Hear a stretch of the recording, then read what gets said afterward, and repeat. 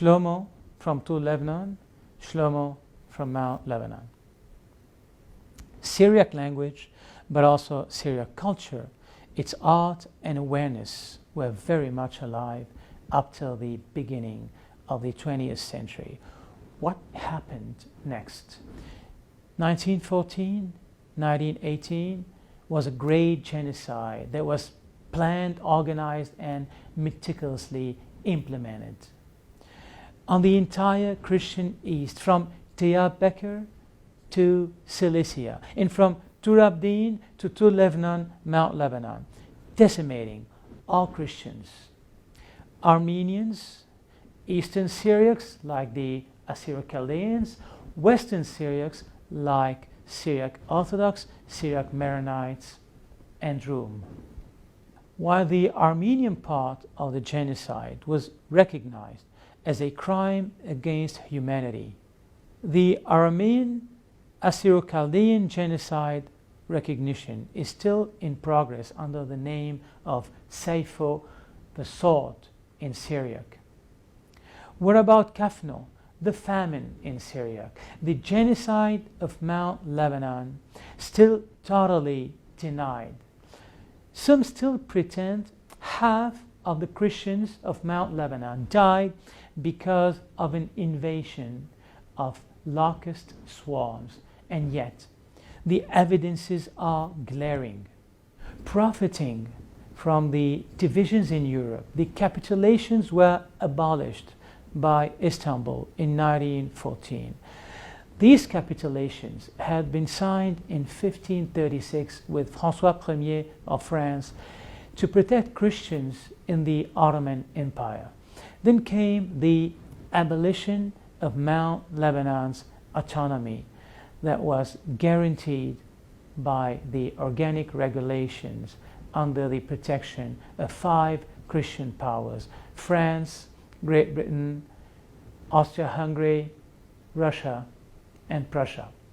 As soon as Enver Pasha sent the orders to Jamal Pasha, they established censorship and proceeded with the requisition of all monasteries belonging to European missionaries, the expulsion of all missionaries, the forced exile of Maronite and non-Maronite bishops who had strong relations and contacts with Europe.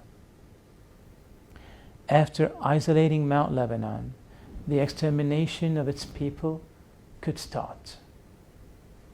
As soon as 1914, defying the Maronite Church, Jamal Pasha called on the Lebanese to resist against the enemy. Obviously, he defines the enemy the same way he decides identity, very precisely the way it is still happening today in Lebanon. In 1916, the Ottomans requisitioned all wheat and kerosene, every pack animal and cattle, supposedly for the needs of the military on the front. They proceeded with a total deforestation of the Lebanon. They burned all grain silos and requisitioned every construction material. During the 19th century autonomy, Mount Lebanon was rich. Its people lived in material and intellectual prosperity. But then the first disturbing signs started appearing, and it got worse. The Lebanese started selling their furniture, then their clothes. Soon they were already selling their houses' wood, the doors and windows, then the ceilings, the beams and red tiles, and finally the land itself, for very little food. They ended up on the roads in total distress. Some started collecting food and grain from the ground. With hunger and malnutrition appeared diseases and epidemics. Typhus, cholera, and plague decimated the entire population. No food could reach any Christian district of Mount Lebanon. Death was everywhere. This is precisely the moment the Ottomans came up with their Machiavellian ideas, the requisition of pharmacies, medication drugs, and even doctors. They were deported from all the Lebanese villages and cities to practice on the military fronts. Every Christian had to die. Lebanese Phoenician poet Charles Colm was even jailed for distributing food to the hungry. Maronite bishops were court-martialed. Some were hanged, like Bishop Hayek, Ovannes Kuyumjian Pasha. Mount Lebanon's governor was replaced by a Turk. The parliament was dissolved. The government was replaced by puppets. We corrupted members of parliament ready to sign anything. This was the instauration of corruption, as we still suffer from it today. The new governor, Ali Munif, left Lebanon with 2 million gold francs, leaving behind 220,000 dead out of a population of 450,000 Mount Lebanese. Enver Pasha wanted to eradicate the Armenians by the sword and the Lebanese by famine. Lebanon was not Armenia, nor Mesopotamia. It was too close to Europe. Last genocide in 1860 was interrupted by a French intervention. So famine seemed like a better solution to exterminate the people without risking another European intervention, like in 1860 with the armies of Napoleon III. 50% of the Mount Lebanese died, and 50% of the survivors emigrated. More precisely, they survived because they emigrated. Historians say it was the third of the population that died. Here are evidences showing it was half the population, not the third. Hardin's population was 1,175. It became only 300 after the genocide. 225 died. 650 emigrated. Abrin, its population was 1,300. It became only 320. 630 died. That is 50%. And 350 emigrated. Sheptin, its population was 1,035. It became 175. 650 died. That is 60%. 210 emigrated. The Ottomans tried to explain the origins of this disaster by pointing the blockade imposed by the Allies, the French and the British, on the sea. Only the French made it clear that the majority of the grains and other food always reached Mount Lebanon from the Bekaa and the Haran. No military strategy could justify any blockade from this side. In 1916, despite the locust invasion, there were still important numbers of wheat silos. They were then destroyed and burned on the orders of Jamal Pasha. Father Sarlout, superior of the Aintura College, wrote, Jamal Pasha n'organisa pas, comme pour les Arméniens, des pillages par la violence, des massacres sanglants. L'instrument de supplice dont il se servit était la hideuse famine.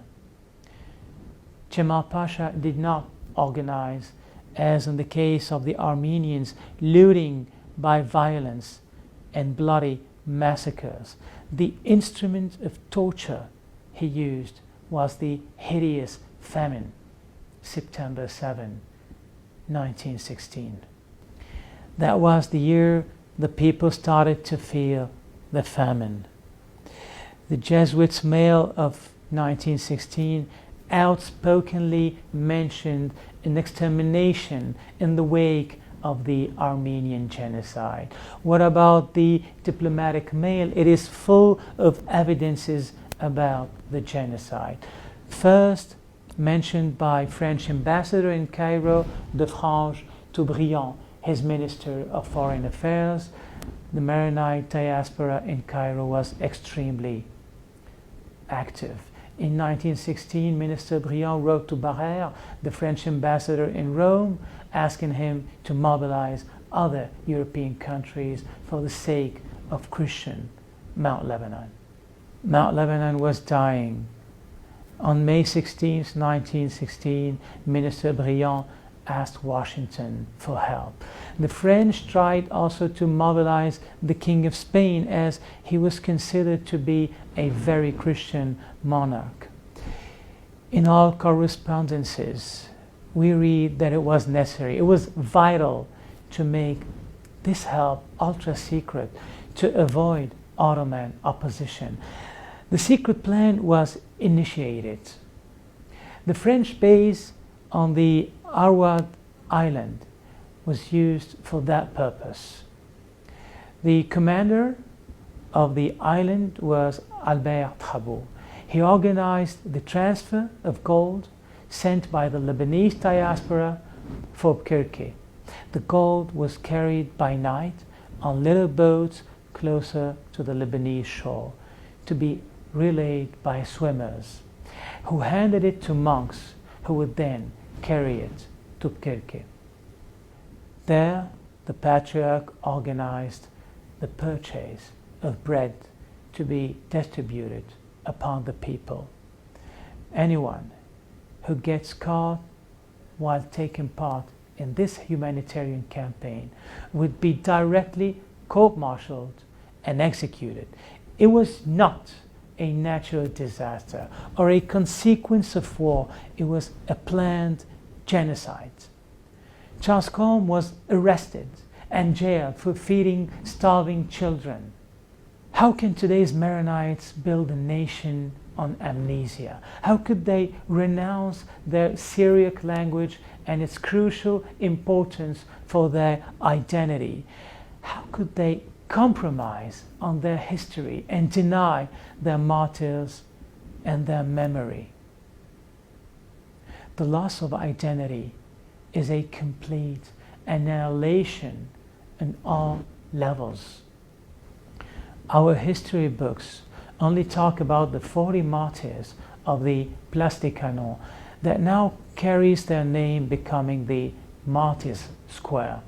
They were used as a diversion or a bargaining to silence and even erase the 220,000 Christian victims that didn't satisfy the plans and the image of Greater Lebanon trying to build itself a new identity in 1943. But truth refuses to be hidden forever, and the righteous shall always grow like a cedar in Lebanon. Braving the threat of execution, very courageous initiatives were able to transmit to our generation the testimonies of the suffering of our people. They, the Jesuits, as well as photographer Brahim Naum Kanaan, provided us with these photographs of the Mount Lebanon genocide. Another witness of this horrific crime was Gibran Khalil Gibran.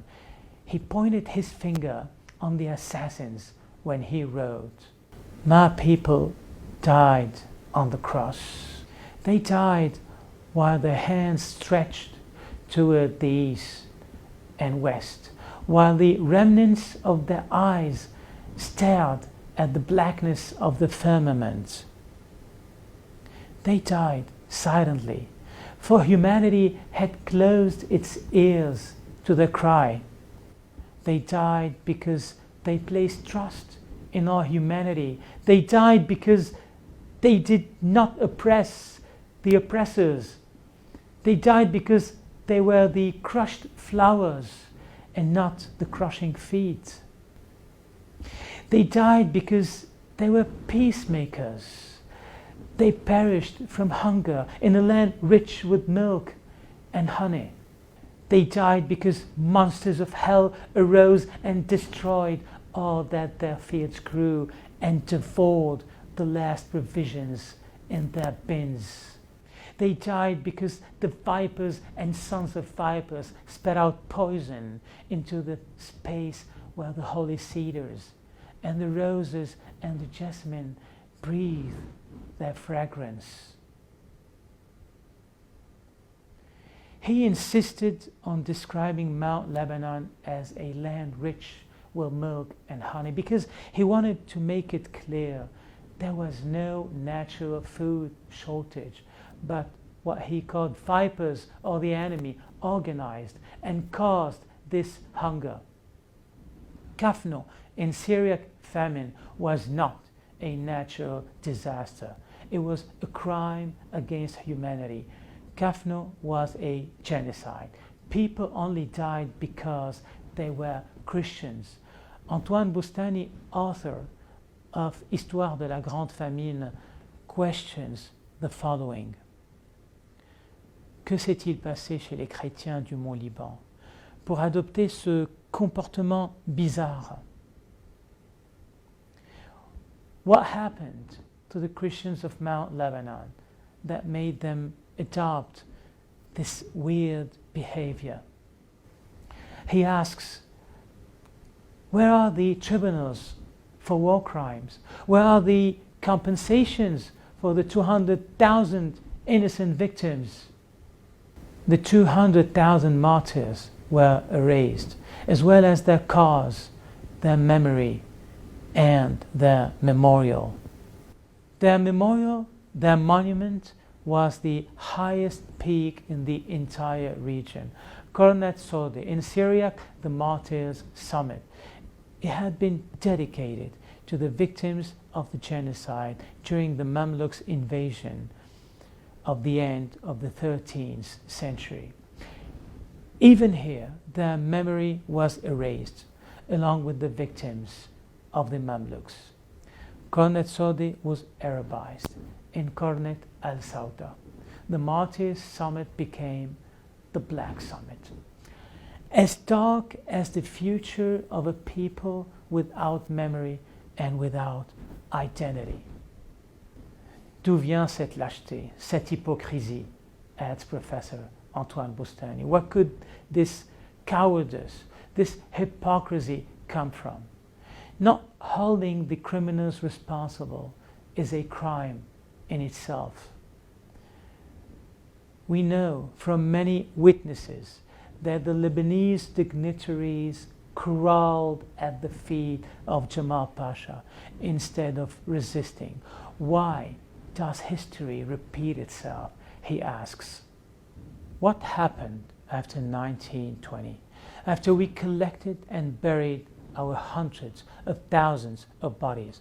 What path did we choose more specifically in 1943? To build Grand Liban, was it honestly necessary to sacrifice historical Lebanon? Historical Lebanon could have been the heart and spirit of the new nation instead of being considered as an obstacle. It wasn't necessary to abandon our Syriac tongue, nor to hide our Christian history shaped by the blood of our martyrs. We cannot build our personality or evolve as a people, nor can we erect a nation on the denigration of the essential, the existential elements of identity. Cannot be part of concessions, bargaining, or compromises. This is the essence of who we are. You do not build a nation on lies, certainly not on amnesia. 50% of our people died, and half the survivors are those who fled the dying country.